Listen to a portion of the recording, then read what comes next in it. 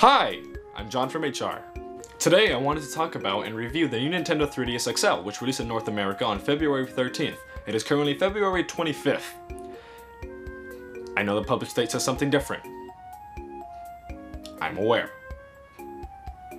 With the recent release of the new Nintendo 3DS XL, it is quite easy to see that Nintendo isn't really loosening its grip on the dedicated handheld gaming market. I mean, they started it with the Game Boy all the way now to the 3DS, and Sony's been struggling to push the PS Vita into people's hands.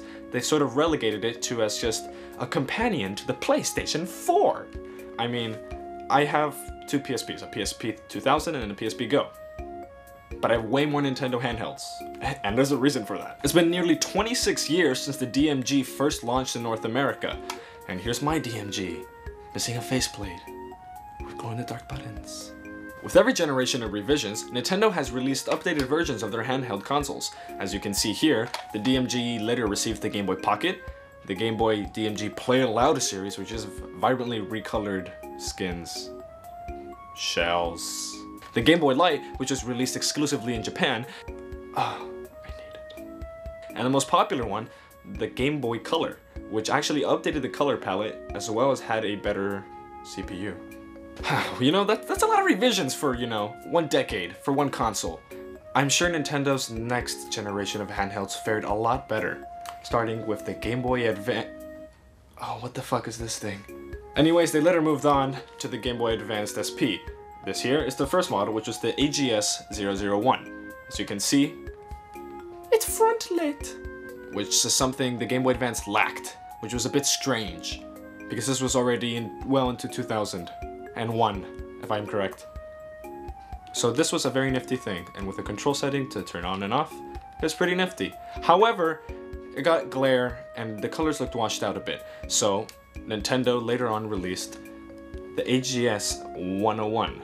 Now this model was backlit and used an amazingly beautiful screen. It's far superior than the other one.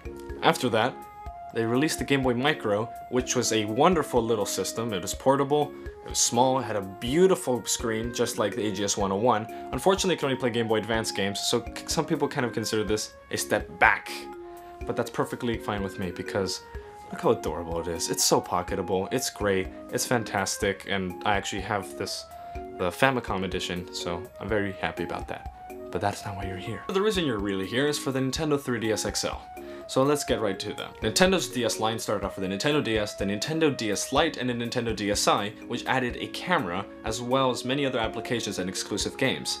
Now, this was a pretty big step, and it was interesting, though most people pretty much ignored it, except for people my age group who bought it up because we just had DS Lites, and they were old already. We moved on onto the Nintendo 3DS in 2011, and in 2012, they released the Nintendo 3DS XL, which is, God, it's such a beautiful console. In 2013, Nintendo released the Nintendo 2DS, as you can see here, which was my actually daily driver for almost an entire year and something.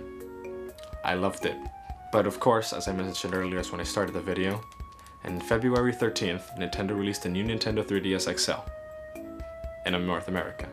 They didn't release the new Nintendo 3DS because we weren't good enough for the faceplates! So let's get to it and unbox it. As you can see, the packaging for the new Nintendo 3DS XL is a lot smaller than other Nintendo packaging. Here it is compared to the Nintendo 3DS XL,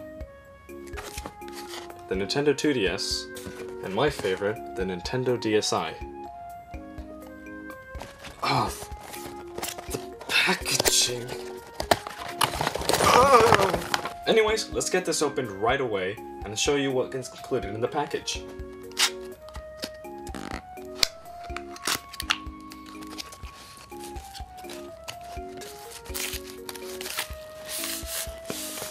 You have the unit itself, and all the other packaging, the manual and whatnot.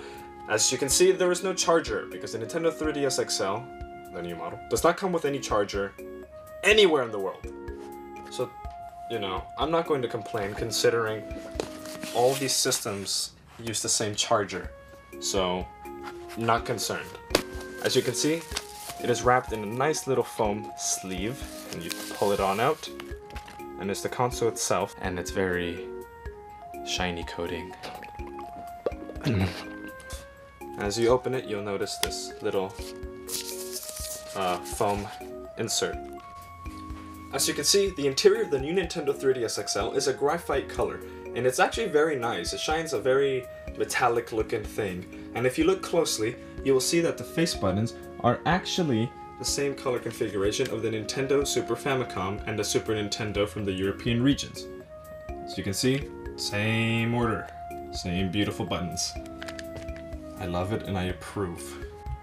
Now, if we start up the system, the power button is now located right here, as well as the stylus, headphone jacks in the center, with the card slot here. You also notice that on the front panel, it has been redesigned and now has an actual button for home, which I love a lot better, and the start and select buttons will be found here. Something also to note is that the volume slider is now up here and is very, very nice. I approve. Now, if you take a look here, you'll see the C-Stick.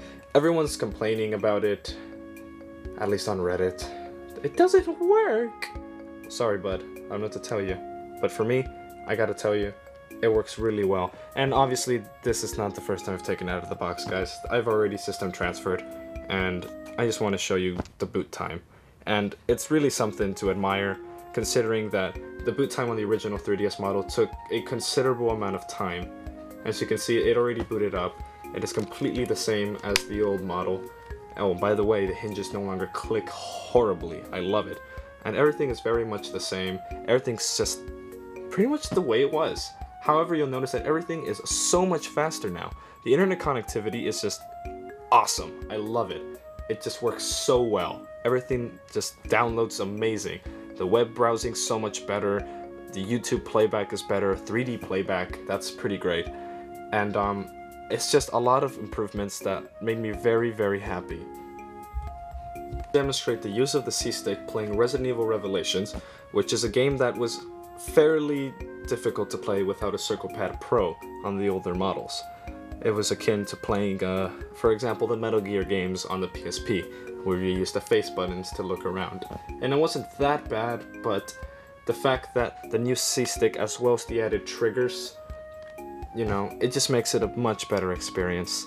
And as you can see, the boot time on this is a lot faster. It's already pretty much done. The game's already loading up. That was great. Now, one thing you should know is that when you want to change the SD card, you have to unscrew the back, which is a bit frightening, but never fear. The stylus itself comes equipped with a little hook edge. This little nubs here, you insert and sort of use it as a lever to pop it off. It's not as frightening as most people say, and nothing happened to my system. It's perfectly fine. But now I'm just gonna demo out the game itself and just show you how just responsive it is. It's just a wonderful, wonderful thing. As you can see, the game itself runs pretty much identically to how it did before, except now the C-Stick actually makes it just so much better to look around. Playing through a viewfinder is not the best though. Can't recommend. But as you can see, it's all pressure based, so one gentle tap sends me just this way, and then full pressure just sends me spinning around. And I actually had to play this game on a high sensitivity before. I was actually able to lower it when I, was able to use the C-Stick, and it's just a much better experience. And it supports Circle Pad Pro, obviously, and other games that support it are games like Metal Gear Solid 3. 3D. The question everyone wants to know is it worth it? It's a super stable 3D, which I haven't talked about yet somehow. And all this added features, are they worth it? Yes, they are. They are well worth it. It is the same price as it was before for the old 3DS XL model. And, it's just a wonderful thing. I really enjoyed it. And games like Retro City Rampage received an update to take advantage of the new Nintendo 3DS XL. So the game has been, it's been tweaked a little to work better on the new system, and I actually love it. It is great.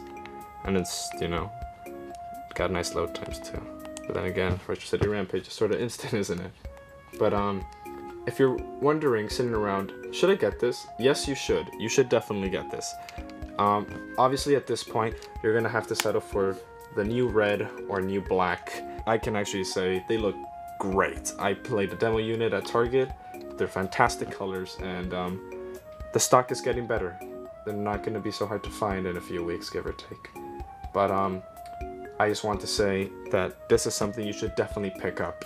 if you have the opportunity to. Whether you recently got an XL last year, or you've been since day one, 2011 3DS, do it. This proves once again that Nintendo, they've just done something. This is probably one of the best revisions they've done. Yeah, the AGS 101 was nice for its brighter screen over the 001 and all that stuff, and the Nintendo DSi with its cameras and the better processing power and that stuff. That was great. But this actually adds a lot to it. It's so much to the package, and it's just so worth the price tag. Obviously, the charger problem may be an issue to new people, but it shouldn't cost you more than $9 to find a charger.